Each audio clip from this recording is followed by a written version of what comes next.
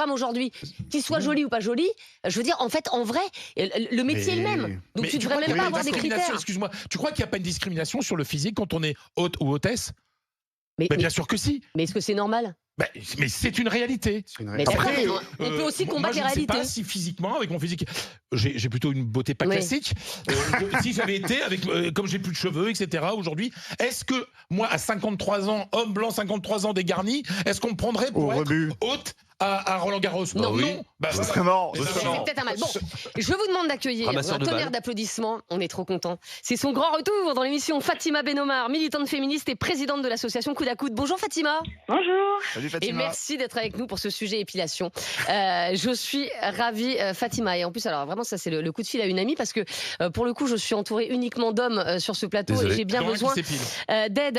Fatima, j'imagine que de voir cette charte, toi, ça t'a choqué de voir qu'aujourd'hui, en fait, on est quand même en 2023 et de voir que pour être hôtesse à Roland-Garros, on est obligé de s'épiler. Est-ce que toi, ça t'a choqué? Oui. Donc, déjà, par rapport au débat précédent, les règlements et les codes, ils se situent toujours dans un contexte historique construit et qui sont le fruit d'un rapport de force historique. Ça ne tombe pas du ciel, bien évidemment. On n'est pas arrivé en 2023 avec cette idée communément admise que les femmes doivent s'épiler et pas les hommes. Donc, c'est tout simplement un usage culturel qui est radicalement genré, qui est, à mon sens, absurde, puisque, en plus, on nous fait courir comme une Shadok avec un principe qui est de nous faire courir après quelque chose qui, par définition, repousse. Et juste pour information, il y a eu beaucoup de l'épilation définitive. En partant par là, on ne se lave plus non plus parce qu'on se ressalit après. Donc. Il y a eu beaucoup de productions des féministes matérialistes des années 70 qui disaient, avec la démocratisation récente de l'épilation imposée qui s'est développée, que cette activité était la troisième emploi des femmes après le travail salarié et le travail des tâches domestiques et ménagères. Moi, depuis que je m'épile plus, très franchement, j'ai l'impression d'avoir regagné le tiers de ma vie. Mais là où je suis optimiste, c'est que pour peu d'efforts, les critères de beauté évoluent extrêmement vite. Et on apprend vite à aimer notre corps avec de nouveaux repères esthétiques. Toi-même, tu le sais, moi, j'approche de mes 40 ans. J'en ai fait l'expérience entre mes 20 ans et 40 ans à quel point, à force d'habiter notre corps, on est de plus en plus à l'aise avec lui. Et j'atteste même dans le monde du travail que les employeurs sont beaucoup plus détendus sur ces questions-là, sans parler que les modes sont versatiles. Moi, par exemple, j'ai jamais voulu toucher à mes sourcils. Et j'ai vu les femmes, depuis que je suis adolescente, faire le tour des modes.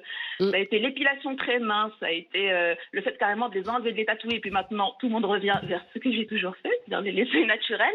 Donc, il en faut peu pour qu'on se débarrasse de cette invention d'usage culturelle qui, à mon goût, est débile, elle est coûteuse, elle est polluante en plus d'être chronophage. Comment ça, elle est polluante?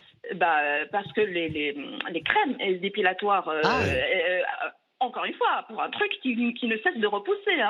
En plus, on est souvent enfermé par quelque chose d'absurde.